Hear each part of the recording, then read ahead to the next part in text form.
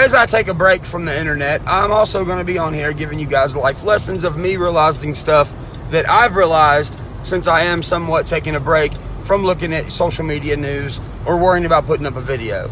I still want to get on here and teach you guys life lessons that I realize as I take a break. And one thing I've realized today is you have to be able to spot fake friends from a mile away, because if you don't, fake friends will ruin your fucking life. How to spot a fake friend. A lot of people become successful in many different types of ways. Whether it's you wrote a #1 song and it's on the radio, or you started a construction company that started out small but now you're booming because you're doing a lot of commercial work and you got all this work and all this money. Whether you become a UFC fighter, or something as awesome as you busting your ass for 8 years to become a lawyer. Now you're the baddest fucking lawyer around. Whatever the case may be for your success, success will attract leeches. And these leeches are very good at displaying that they are your real friend, when really, they're full of fucking shit. And how you spot that these individuals are full of fucking shit is they'll tend to do things like this. Ask you for money. Now don't get me wrong, it's okay if one of your buddies hits you up and is like, bro, I need help paying my light bill, and you lend them the money and they eventually pay you back. Or if one of your longtime friends is like, hey bro, can I borrow $50? Friday rolls around, I pay you back when I get my check. That kind of shit is okay. But when you got people like, hey, can I borrow $50? Hey, can I borrow $50? Hey, can I borrow $50? And then it turns into, hey, can I borrow $100? Next thing you know, a couple months later, it turns into, hey man, can I borrow $200? And they've never paid you back for any of the other times. That is a fucking leech. They are not your fucking friend. They look at you as an ATM. Another thing, if one of your homies' cars breaks down and they ask you, hey man, can I borrow one of your cars? It's okay to let one of your really good friends borrow your car if their shit's broke down, as long as they respect the shit. They don't smoke in it, they clean it out, they bring it back in the same condition, and they don't pussyfoot around and they get their shit fixed, then that's okay. That's a real friend. How do you know they're not a real friend? This is how. When they borrow your shit and they bring it back in worse condition than when they borrowed it. When they bring back your car that you worked your ass off for and you respect it and take care of it.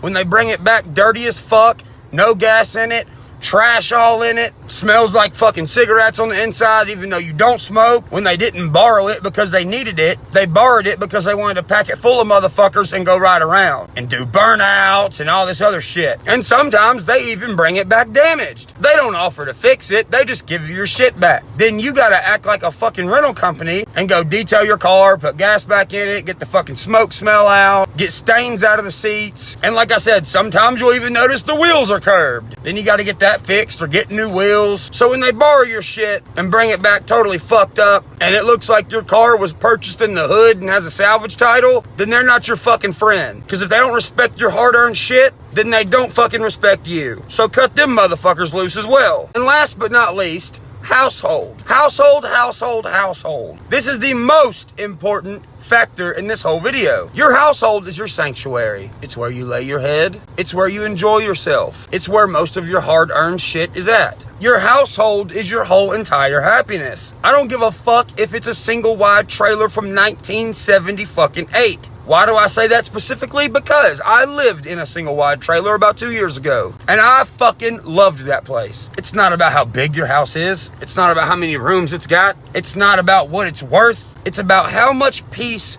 your household brings you. And when people disrespect where you let loose and relax at, how are you supposed to be relaxed? That will make you the most stressed out you've ever been in your life. And that is something that I am just now learning. Obviously, it's okay to have friends at your house. Everybody has shindigs. Everybody has bonfires. Everybody has friends they want to come to their house sometimes. I get it. But here's the thing. If you invite your friend to your house and they show up with 3 other motherfuckers you don't know, that is something that's not okay. You don't know those fucking people that could be looking around your house. Oh shit, he's got that, he's got this.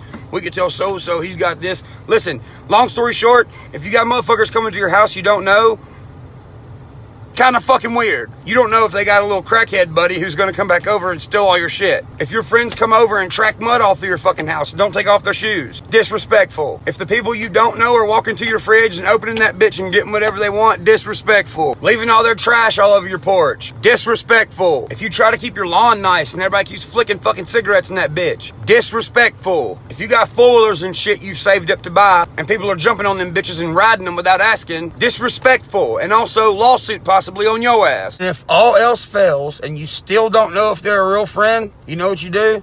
You tell them everything I just said in this video. A real friend will understand and be like, shit, man, if I was doing this, I'm sorry, I won't do it no more. How do you know they're full of shit? When you tell them the same exact shit I just said and they don't fuck with you no more. You stop giving them money, you stop letting them borrow your vehicles. If they stop hitting you up and they stop coming over and they don't say hey to you in public no more because you want people to respect your shit, well, then they never fucked with you in the first place. They only fucked with the shit that you had and you could give them. So do yourself a favor.